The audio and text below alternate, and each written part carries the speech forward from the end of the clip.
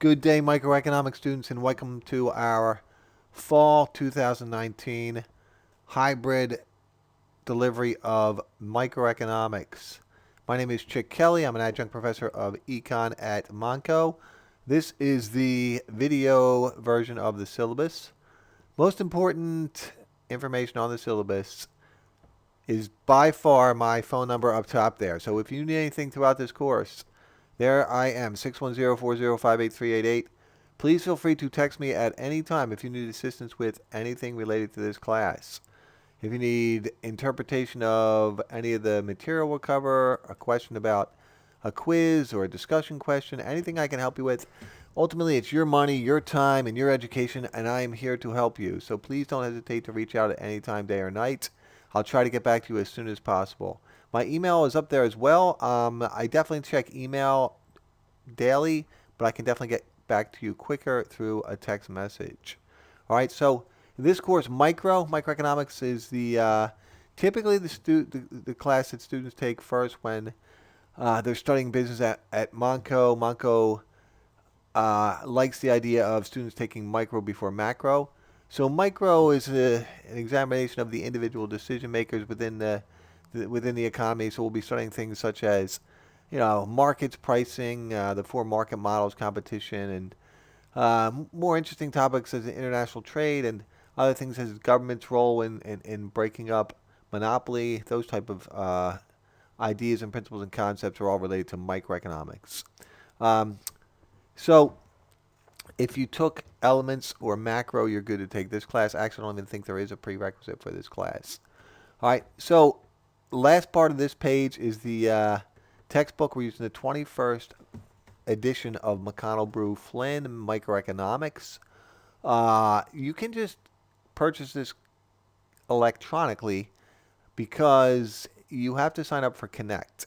Montgomery County Community College really likes this Connect electronic web-based teaching tool. And if you sign up for Connect, which is required, you get an electronic version of the textbook.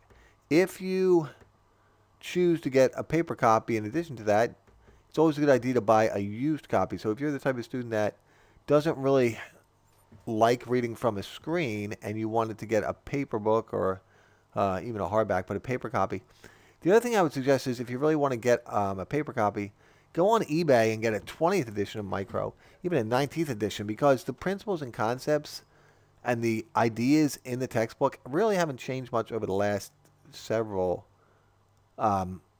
editions. So you can get a really inexpensive 17th, 18th, 19th edition, even 20th edition. Most of this stuff is standard procedure on this page, stuff as attendance. Obviously, we only meet 7 times, so it's vitally important that you come to this class. There's the grading scale. That's the Montgomery County Community College grading scale. So it's, all this stuff is important. There's some good, says down bottom there, great online tutorials. Look, I'll help you as much as possible, but sometimes it's good to get a different perspective. So you have this Refonomics at the bottom, or this the Khan Academy microeconomics instructions, and there's other ones on YouTube that you can look up on your own. But always a good idea to look at other sources of educational experience. All right, so this is important as far as final grade determinants. There's 5 components of your final grade. The 5 components include the quizzes, the exam, the discussion boards, and then the Connect assignments, which I mentioned earlier, and then a video presentation. So the quizzes once a week, except for week 7, you'll have a quiz.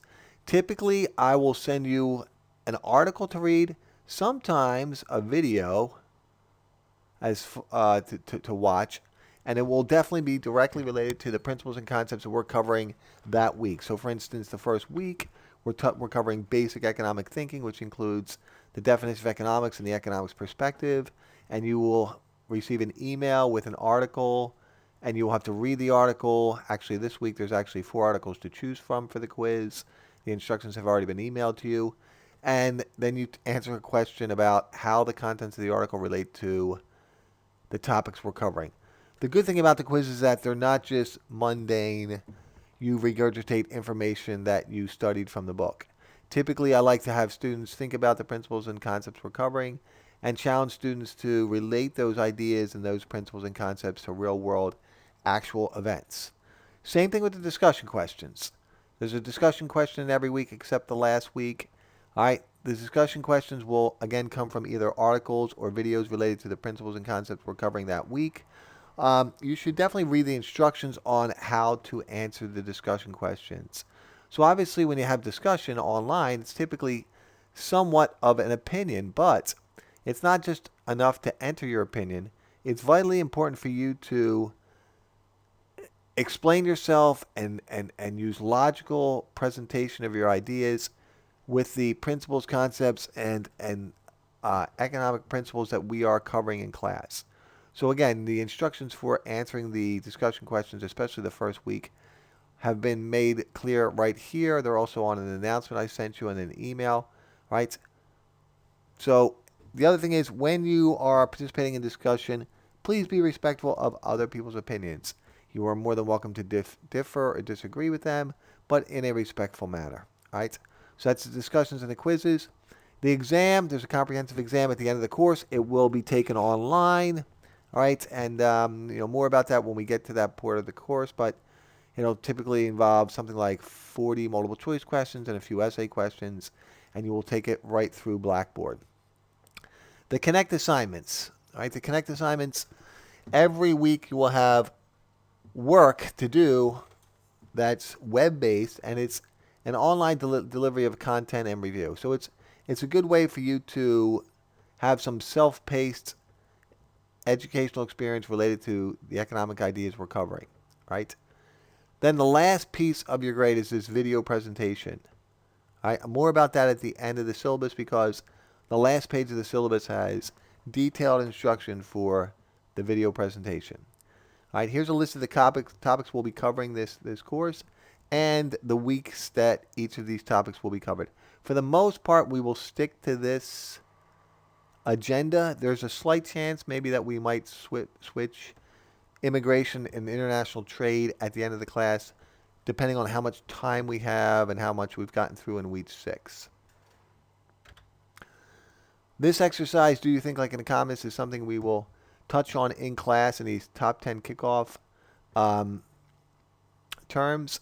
If you'd like, though, before class starts, you can evaluate each of these 10 terms, each of these 10 sentences, 1, 2, 3, 4, 5, 6, 7, 8, 9, 10, beginning with because it's desirable, sunshine is scarce. Evaluate each of these sentences and then decide for yourself whether or not it's true or false. But look at the title of the exercise. Do you think like an economist? We will review this exercise because it helps us change our mindset and start thinking differently, and helps us understand that economists see the world differently than the average everyday person. All right, last portion of the syllabus. So you have this video presentation that's due by the end of the class.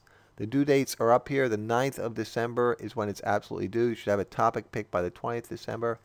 And what you're going to do is you're going to create a 10-minute video presentation. You're going to upload it to YouTube, and you're going to send me the link to your video, right? The topics you can choose from are pretty much anything relating to microeconomics. So there's a list of them here: labor market issues, international trade, healthcare, economic efficiency.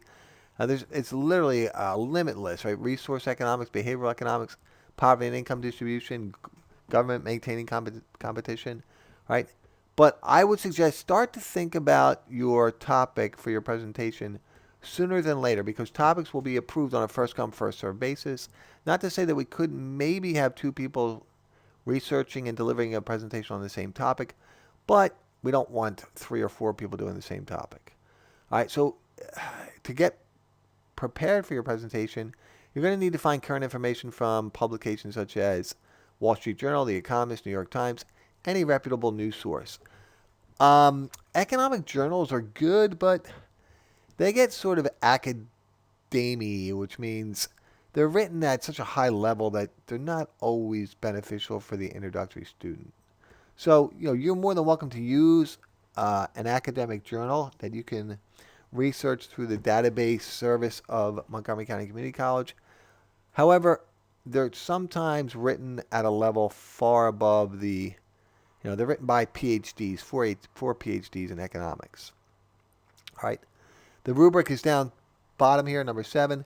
What will you be finally graded on as far as your presentation? 35% content, 35% economic analysis, 15% delivery of how you actually deliver the content in your presentation, and then do you meet the criteria completion will be the last 15%. Again, I'll be happy to answer questions on the video presentation or any other topic related to our course. Looking forward to seeing all of you in person this week in class. Good luck, and I will talk to you soon.